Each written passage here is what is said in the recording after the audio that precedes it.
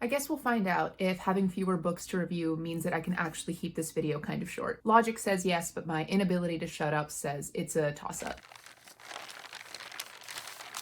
Hello beautiful people, my name is Venti and today I'm here to bring you my March reading wrap-up. Even more so than February, March turned out to be quite hectic, but as it appears we are out of the woods and from here on out we should be able to resume our regularly scheduled programming. At least I am hopeful that that is going to be the case, but as it stands for now, March was a very hectic time and I did a pretty bad job of keeping to my 2024 goals, at least in terms of reading off of my own shelves. Not only is the number of books that I read this past month at a sort of all-time low for me, but I only managed to read one book that I actually owned during this time off of my own shelves, and it is the only book that I did not read basically exclusively via audio. But though I didn't read many books in March, the ones that I did read packed something of a punch, and one or two of them may even make it to my best books of the year at the end of the year. We shall see. Obviously, I always hope that something's going to come around to dethrone them, but before I get ahead of myself, let's just get into the books that I read this past month. I'm actually going to start with the last book that I finished, which is the only book that I read off of my shelves, and that is A Crown So Cursed by Ellen McKinney.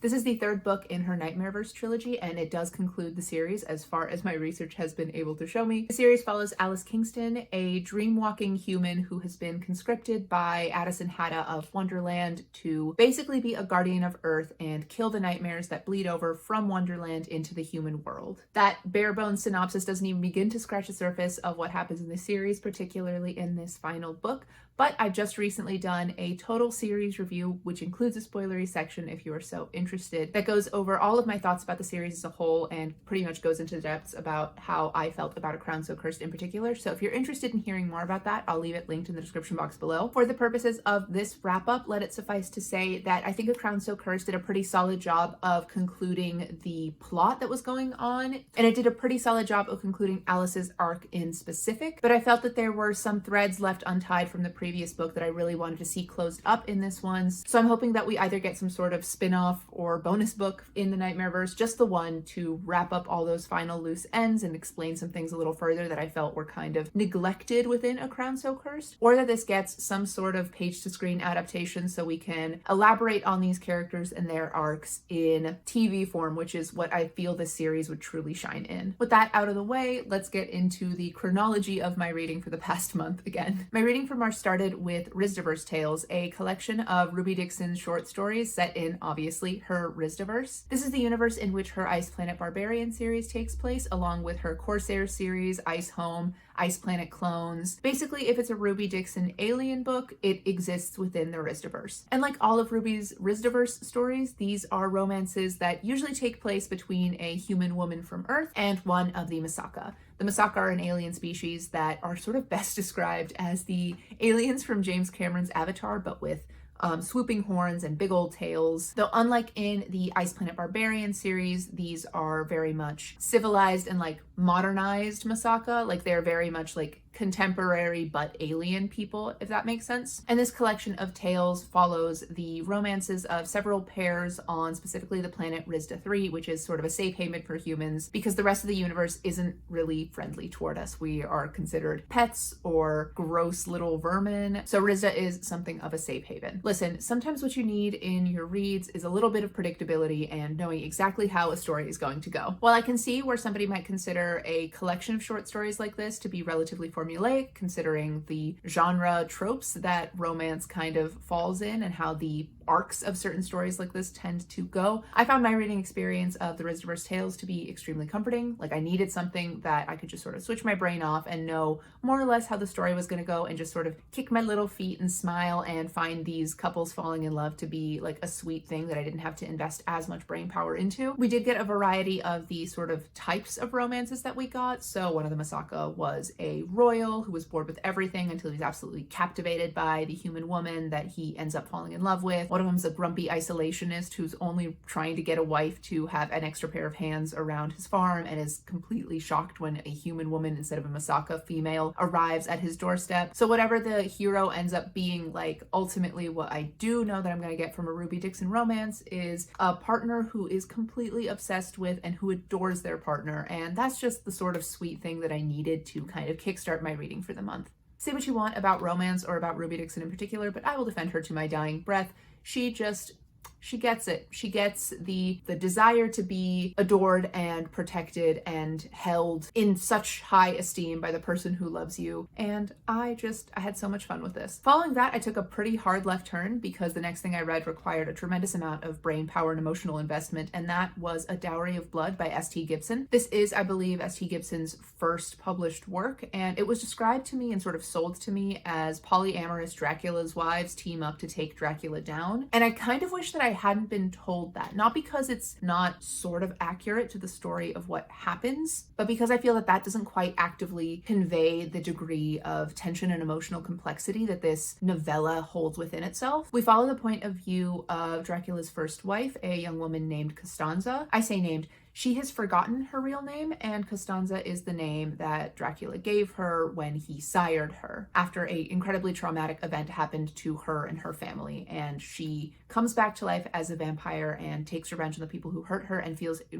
tremendous amount of debt to and love for the person who she feels at the time allowed her to save herself. But as the story goes on and as her sire's selfishness and cruelty and calculation become more and more evident, Costanza finds herself in an increasingly tense and difficult situation, one in which her agency is stripped from her and she is sort of forced into a role of learned helplessness. I keep calling him Dracula. He's never actually named within the book. There are a couple hints, like there is a passage where they're talking about some annoying English people called the Harkers in Victorian England that the family has to deal with at some point. And there's a tremendous amount of like vampiric lore that I feel was popularized, if not created, by Bram Stoker within Dracula. But regardless, he is never directly addressed by name as such. As I said, the novella is told in Costanza's point of view, but it is also told with the direct address. You did this. You are a monster, with the you being Dracula in this case. For much of the story, while he holds the majority of the power, this distancing, this almost mythologizing of this incredibly powerful figure, not even giving him a name because that would be to make him base, gives him a tremendous amount of power. But towards the end, given what happens, the you goes from just a telling of what's happening to an accusation. It's Costanza taking back her agency. It's her reclaiming the narrative that was taken from her the moment that she was killed. But until we get to that point of empowerment, I cannot describe to you the degree of tension that this book holds. The power imbalance is so skewed as to almost not need to be mentioned. Like, they are on such stratospherically different levels of control within this situation. It's one of the most accurate depictions that I have ever read about of an abusive relationship, and it was absolutely chilling. The introduction of Dracula's other partners with Magdalena, who Costanza has a very deep depth of emotion towards, and then Alexei, who she also loves but in a slightly different way. It's that love and it's those connections that finally empower them, but I feel like the way that they love is so inhuman and vampire in nature. I think S.T. Gibson did a really, really good job of demonstrating that there is a monstrosity to this type of thing as well. Though the novella was quite short and it predominantly focused on the reclamation of agency for Costanza and then also Magdalena and Alexei to a lesser degree, I feel like it also did an excellent job of addressing classical vampire preoccupations, the things that are at the cornerstones of most vampire stories. So we address themes of religiosity, of what it means to actually be a monster, of the unchanging and unadaptable nature of vampirism and what that means in its positives, like the sort of eternity of beauty, and what that means in its negatives in terms of stagnation and how that can disallow you to continue existing in a modern sense. And I truly think that vampires are probably the sexiest monster, and that is an intentional thing. There's a tremendous degree of sensuality and sexuality within this novella, and I really enjoyed how S.T. Gibson played with the themes of vampiric obsession versus love, of ownership versus agency, of queerness, of stagnating beauty, about how the sort of societally prescriptive ideas of what love and romance are meant to look like don't necessarily play well with the mythos of this thing. And does the monstrosity come from the fact that you are undying and you need to consume blood and life force to live forever, or are you a monster because people consider your way of living and your way of being monstrous? I don't think it's a coincidence that many queer people attach ourselves to stories about monstrosity, and I think S.T. Gibson plays that line and sort of makes it evident as to why those connections exist in the first place. I absolutely loved A Dowry of Blood. I will be reading everything S.T. Gibson has to write from here on out, and I must have been in something of a horror mood because the next thing that I picked up was Camp Damascus by Chuck Tingle. You might know Chuck Tingle for his collection of sort of absurdist romances that are actually shockingly well written. I say shockingly, perhaps that's just me demonstrating my prejudices when looking at things titled Pounded in the Butt by My Own Butt. But he's a good writer in a funny sense, and I didn't necessarily think that that would carry over so well into the horror genre. But I think that perhaps his ability to subvert expectation, which is a necessity for both comedy and horror to work, I shouldn't have had that expectation, because Camp Damascus was an absolutely scary and stomach-churning and horrific horror book. I think he did a really good job with it. Massive trigger warnings, not necessarily for this review, but for the book, for gaslighting, for insects in bodies, for absolutely blatant and horrific and violent homophobia, and for religious trauma. Those are sort of the big four. There are more. You should definitely check those out if you are interested in this book. But I think that if you can, those things are well worth traversing through, because I found Camp Damascus to be quite gripping as a story. It follows our protagonist, Rose, who is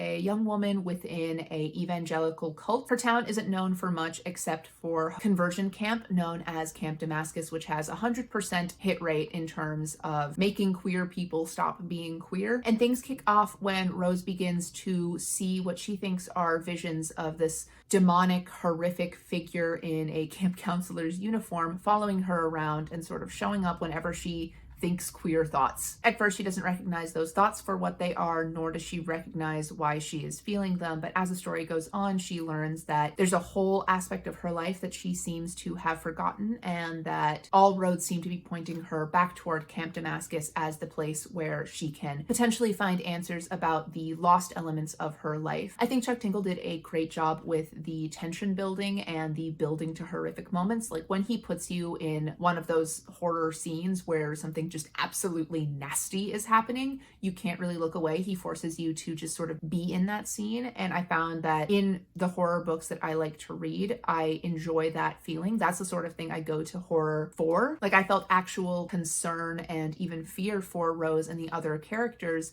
when they were in these dangerous or sort of horrific circumstances, not only from the demonic creatures that happen to be part of this whole thing, but even by, or rather I should say, especially by the wealthy people in power who are trying to get them to pray that gay away, and who genuinely, it seems, believe that they are helping them. I did struggle a little bit with feeling like my hand was being held and that I was being told what to feel about certain things by being, literally told how to feel, rather than just letting the thing I was shown be bad enough and sort of stand on its own self. I feel like systemic homophobia in a conversion camp are horrific enough. I don't need to also be told this is bad. Like, I know, like, I can see that it's bad. Like, we don't need to necessarily directly address that. Like, it's very clear the stance you are taking. The sort of ethos of the story is pointing in that direction. I don't feel that the inclusion of a conversion camp in any way intends to condone the existence thereof. Because we were in Rose's point of view, and she is both autistic and actively deprogramming herself from this awful cultish evangelical upbringing, I was a little more forgiving in the fact that we kind of got some of that telling rather than showing, in terms of figuring out sort of character feelings. And shifting from one paradigm of thinking into another paradigm of thinking does, at least in my experience, have a little bit of that black and whiteness. But I also kind of struggle with the stereotype of the hyperclinical autistic person. Mainly that's because there's simply not enough canon autistic representation in books, so there isn't as much to battle those sorts of stereotypes. But it did, I have like a bit of a yellow flag about that. It's not a red flag, but it is sort of like, I don't necessarily love this either in terms of storytelling or in terms of characterization for an autistic character in particular. But again, because Rose is being fully deprogrammed from a cult, I'm a little more forgiving of it in this circumstance. I think part of that was because we didn't want this to be a 500-page book, and I totally get that. I do wish other feelings had been elaborated on, like the feeling of being deprogrammed, of losing that sort of built-in sense of community, especially when you are leaving behind the comfort of everything you've ever known. And even though that comfort is a cold one, there is still a tremendous amount of upheaval and difficulty to losing a community like that, even if it harms you. But I get it, there was plot to get through, and there wasn't necessarily enough room to dive into those things and still have like a genre fiction piece. Like, I feel like if this was lit fic, I could be a little more nitpicky about that sort of thing, but as it is now, I kind of just gotta let it go. And as a piece of horror genre fiction, I feel that it did a great job. It was quite fast paced. I think the prose read a little bit YA and simplistic for my personal tastes. I was kind of surprised when I saw that this wasn't listed under the young adult category on Goodreads, but rather the adult category, because I truly felt it read more YA. Despite Rose being 20, she was quite juvenile, simply because that is how she, as a young woman in this evangelical cult, was raised to be, which, oh, the way that learning that she was 20 made me absolutely shudder given the way that she spoke. Excellent job, Chuck Tingle. But the horror was horroring, the pace was pacing, and overall I just had an absolute blast with this. And I'm excited to read more like serious work from Chuck Tingle as well, though, again, I cannot state this enough. His earlier stuff, his sort of like comedy romance, also fantastic. Give that a try too if you're even the least bit interested. And maybe that was enough horror for me, because I immediately shifted gears back towards some contemporary romance by reading The Neighbor Favor by Christina Forrest. This book follows Lily, an editorial assistant who is struggling to climb the ranks within the very insular world of the publishing industry, and her romance with Nick, an author who has something of a mysterious past and a really rough personal life, but he is doing his best to get better from it as the two of them fall in love. So Lily is a champion for wanting to get more diverse literature out there in the fantasy and sci-fi space especially, and for most of her life she has been super inspired by this black fantasy novel whose sales flopped and has never gotten a sequel, by this relatively unknown English author named R.M. Strickland. This novel is what led her to want to pursue a career in publishing in the first place, so it means a whole lot to her. But there is no news about R.M. Strickland anywhere. He hasn't written anything since. And one day Lily finds his author website is up and running, and she shoots him an email in the sort of contact me page on there, and the two of them begin emailing back and forth. Over the course of about 6 months of emailing, Lily and Strick, as he prefers to be called, are slowly developing feelings towards one another and learning more about each other's personal lives, or at least he's learning more about Lily's personal life, even though he's a little bit more cagey with details about his own. And right before they decide to have a video chat to sort of put faces to each other's names because those feelings are growing, Lily gets ghosted and Strick is nowhere to be seen. A couple months later, Lily, who is now living with her sister in an apartment, meets her very gorgeous new neighbor, a young man named Nick, who happens to be an author himself. And because one of Lily's older sisters is about to get married and her sisters keep trying to set her up with people who she just absolutely has no feelings toward whatsoever, to get them off her back, Lily tries to enlist Nick into helping her find a date for this wedding and just sort of free herself of the yoke of her sister's meddling, which, as an older sister, I felt personally attacked by, but whatever. Nick grudgingly agrees to help Lily, and the two of them begin to get along, but as things go on, Nick begins to discover that he is keeping a secret from Lily, and that is the fact that she is Lily, yes, that Lily, and it turns out he was Strick the whole time. And the story goes from there, where they sort of have to navigate this situation and their newly growing feelings. I think The Neighbor Favor was just all right, and I think a large part of that is because I don't love the miscommunication trope, and I especially hate lying in any sort of romantic scenario, and a whole lot of this story was spent in the time where Nick knew what was going on, where he knew the identities of the both of them, but Lily was kept in the dark. There was sort of 2 sequences of falling in love, and the first one, where they're getting to know one another over email, felt lovely. I felt that that was just a very, very sweet way of demonstrating how close 2 people can get even without having ever met, just because on like a soul deep level they vibe with one another. But I could not get behind the second time around the two were falling in love, because the whole time Nick was trying to like push Lily away, but then he kept drawing her back and pushing her away and drawing her back, and this poor girl was experiencing this like awful whiplash after having been ghosted by a guy that she really, really enjoyed. Meanwhile, Nick is sabotaging her attempts to find love in other places as well, because he's obsessed with her and doesn't want to see her with anyone else. But he does not tell her the truth, that he is Strick and that he has kind of caused her all of this emotional turmoil over the past couple months, which absolutely sucks, because we are in both points of view. We do get Nick's point of view, and we sort of get an explanation as to why he wasn't honest with her. But frankly, it falls a little bit flat. Like, if your dishonesty is the only thing holding the two of you together, like if she would hate you and never speak to you again after you told her the truth, then probably that's what should happen. That's what needs to happen to be fair to her at all. And by continuing the dishonesty, you are demonstrating that you are right about yourself. you are not a good partner for this person. Once Lily finally finds out, and frankly, I feel that the period between Nick finding out that she was that Lily and Lily finding out, that if that timeline had been shortened, the book could have worked for me, I think. And then it's just a lot of like Nick kind of groveling and trying to make up for the lying and the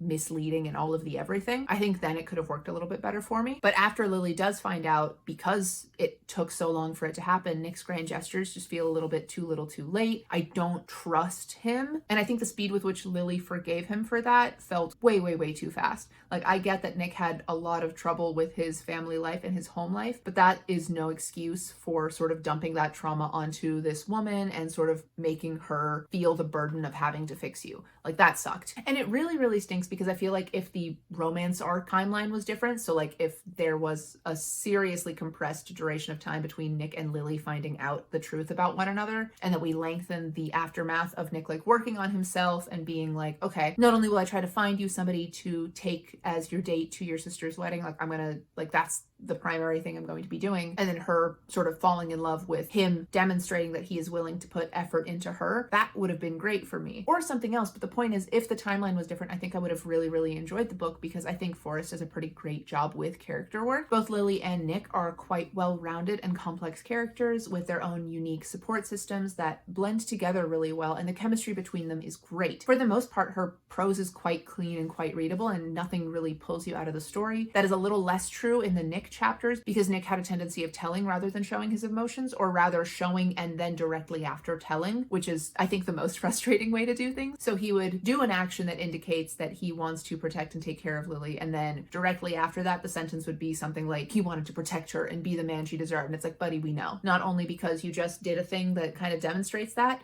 but because you've said that like 50 different times already, and the reason you've had to say it 50 different times already is because you continue to lie to her. Oh, but the bits that I did like, I liked quite a bit. I liked the way that they bonded over writing and about Black fantasy and about creating a more diverse space for readers, and about how that shared passion just sort of grows and blooms and was important in both of their individual arcs as well. I liked how well they got along with one another's families. Despite being, you know, a giant lying jerk, I liked when Nick was there for Lily. I liked that when she needed him, he'd come to her rescue. And I think their banter and again, their chemistry was wonderful. It was beautiful while it was on the page. I just really hated the premise and the setup, and it really soured the rest of it in a tremendous way for me. If you're a little more okay to the idea of, I don't know, miscommunication and just sort of flat out lying and a little bit of gaslighting in your romances, this is definitely one that I would pick up. But if, like me, those things are sort of hard limits for you, I cannot in good conscience recommend this book. However, given my enjoyment of the other elements of the writing, I will be reading more Christina Forrest in the future, I think. And the final thing that I've read in March, besides obviously, was Shift, a collection of novellas by Ruby Dixon yet again, rounding it out. In a departure from her Ristaverse, the Shift series takes place on an Earth town known as Pine Falls, which feels very like Pacific Northwest kind of standard, except instead of the Twilight vampires, we have a town full of bear shifters. These shifters live right alongside the human population, and in theory it's meant to be a secret, but they do a pretty bad job of keeping it so, at least within the context of these novellas. Again, sometimes what you need from your entertainment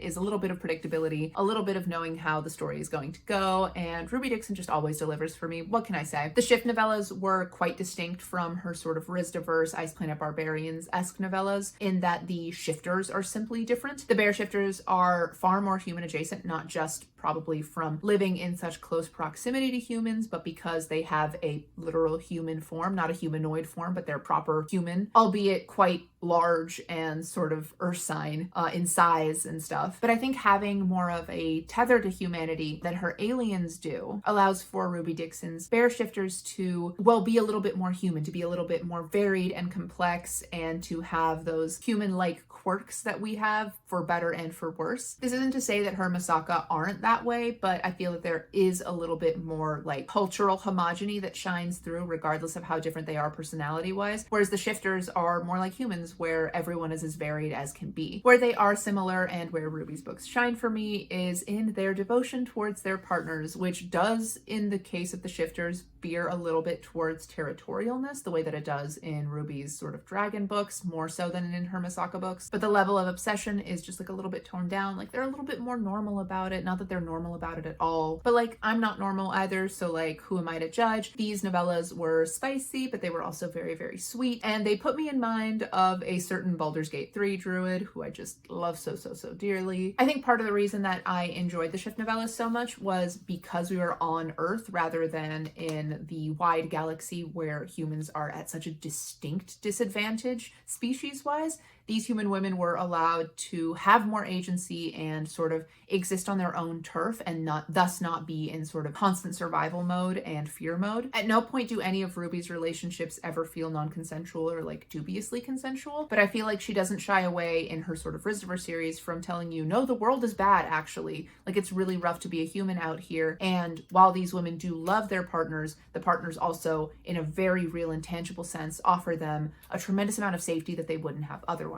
In the Shift novellas, in this collection of novellas, that safety was sort of understood as much as safety is for any human woman. And I think removing that sort of looming sense of danger allowed for the romances to take more center stage, if that makes sense. I don't know, I had a good time with it. And even though I didn't read much in the past month, I still very much was having fun for the vast majority of my experience. But there you have it. That is my March wrap up. Thank you so much for watching this video. If you liked it, please leave me a thumbs up. And if you like me, maybe consider subscribing to my channel. I post videos every Thursday and I'd love to have you join my little bookish family. Comment down below and tell me what you read this past month or your thoughts on any of the books that I ended up reading. But if leaving a long comment is too much, I totally get it. Just leave me a bear emoji in the comments to let me know you made it to the end. Regardless, that is it for me. Thank you again so much for watching this video and I'll see you with the next one very soon.